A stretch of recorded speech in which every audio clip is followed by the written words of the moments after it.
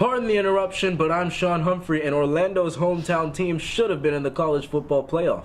And I'm Carl Coco, and the Browns fans are disrespectful. Disrespectful, you Very say? true. Okay, Yep. let's just get right into the news. And the national championship game was this past Monday, in which Georgia led most of the game, but a second-half quarterback change by Alabama led to an influx of offense, which led to them eventually winning the game 26-23. What did you see in that game? Bad Georgia or good Alabama? This game was bad Georgia because Bad Georgia. they were up by a lot. They were running up the score, and then they folded. They let Alabama come back into it and eventually win the game.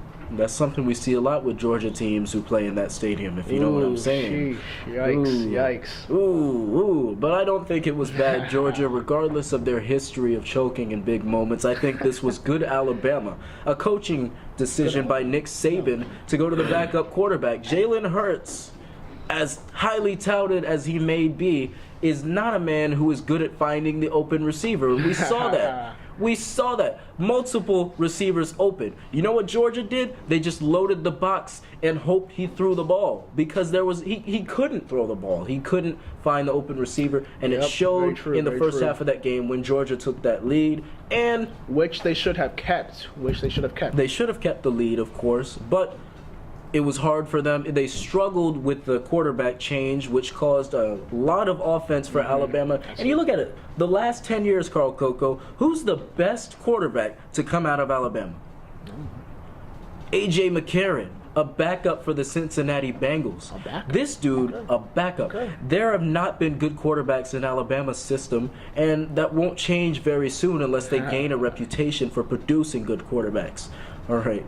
We're going to stay on the college football gridiron and move to Orlando's hometown team. The UCF Knights, wearing the black and gold, marched into Atlanta, that same stadium, and claimed a victory in the Peach Bowl over number 7 ranked Auburn, who are now number 10. UCF now stands at number 6 in the AP poll. Should they be ranked higher now, and should they have had a chance to play in the playoff for the big poll? I think they should have been ranked higher. They were an undefeated team, the only undefeated team, if I'm right. You are correct. Yes. And I think they should have had a chance to play for the national championship because their accomplishments throughout the season, being undefeated and being the only team, was nice to me. So I thought that they should have been able to play for a championship. I definitely think they should have been able to play for a championship. Yes, the only undefeated team in Division I was the UCF Knights from Orlando, our very own UCF Knights. And the team that they just beat in the Peach Bowl, the Auburn Tigers, was up for a playoff spot if they had not lost the SEC championship to Georgia. They beat both Georgia and Alabama. UCF beat Auburn and looked convincing in beating Auburn. It was no fluke victory. Yes. It was no fluke victory. Yep. Offensively and defensively, they showed up on both sides of the ball in that game. It was a very exciting one. So there's no reason that they shouldn't have had a chance to play for the playoff. Last year, you look at Washington, and you can't tell me that UCF isn't a team that could compete with Washington's team last year, but they just... And Ohio State being ranked higher than them doesn't make sense to me either.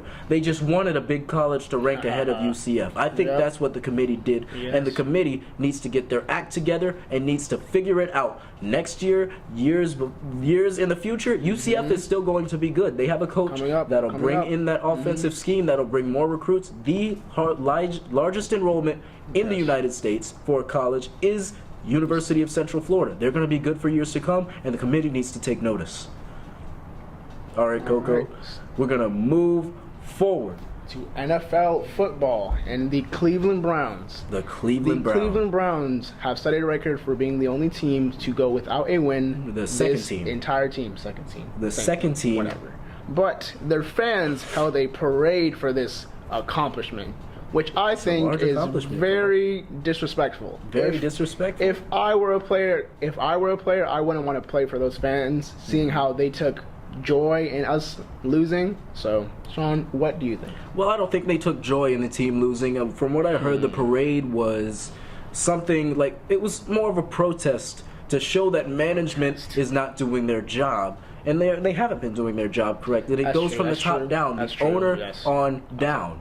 and they blame a lot of the players. Really, like, no player wants to go 0-16 and lose all of those games and clinch the number 1 pick, but good things could happen from this. The number 1 pick in the draft. Yes. Oh wait, the Browns aren't good at drafting either. They had a good draft last year, but they drafted Deshaun Kaiser, and quarterback woes are still evident. No matter how good the receiving core is, Josh Gordon is a top receiver, but I don't see it changing for the Browns in years to come unless they draft that franchise quarterback, which they have been searching for so long. They've had about 56 quarterbacks since the year 2000. Oh my Lord! Wow.